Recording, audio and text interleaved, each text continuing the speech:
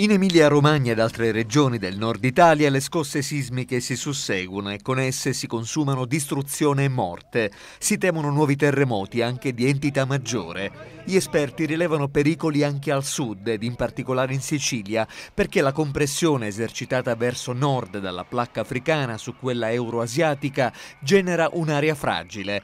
Le immagini del terremoto suscitano grande tristezza e preoccupazione all'arcivescovo di Agrigento Francesco Montenegro. Da un lato il ricordo, seppur non diretto, dell'immensa catastrofe che il 28 dicembre del 1908 distrusse la sua città d'origine, Messina, e dall'altro quello che potrebbe succedere in una città come Agrigento, ritenuta ad alto rischio sismico ed in un centro storico assai fatiscente ed una cattedrale per la quale in mancanza di interventi urgenti più passa il tempo e più se ne teme il crollo. Dall'arcivescovo Montenegro un nuovo, l'ennesimo, grido d'allarme alle istituzioni.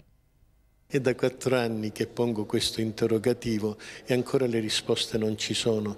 Ecco, facciamo in modo, e mi rivolgo a chi sa che deve dare delle risposte, che questa speranza che è ancora piccola sta nel cuore di tanta gente, non venga a spegnersi questa fiammella.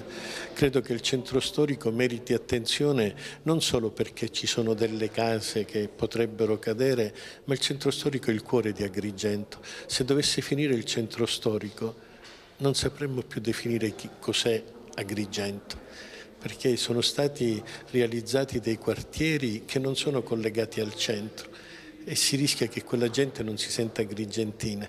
Se c'è un centro storico, la piazza, io dico, è il cuore di Agrigento, Piazza Minzoni, probabilmente riprenderemo più vitalità e voglia di vivere meglio.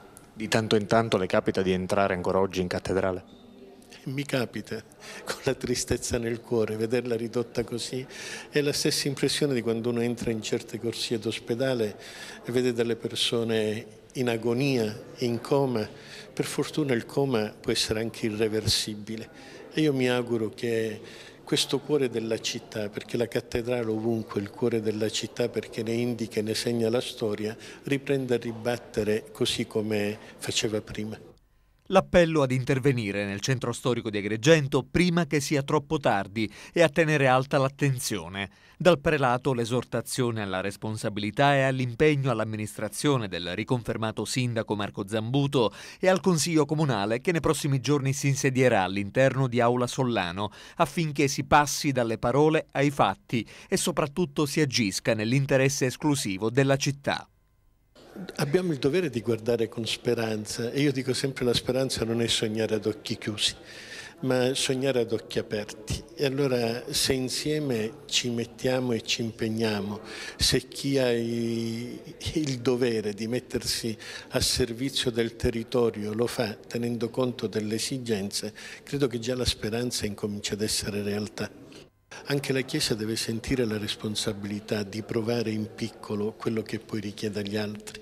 Allora quello che io chiedo alle comunità è che veramente si aprano al territorio e sappiano leggere le necessità e incominciare a dare le piccole risposte.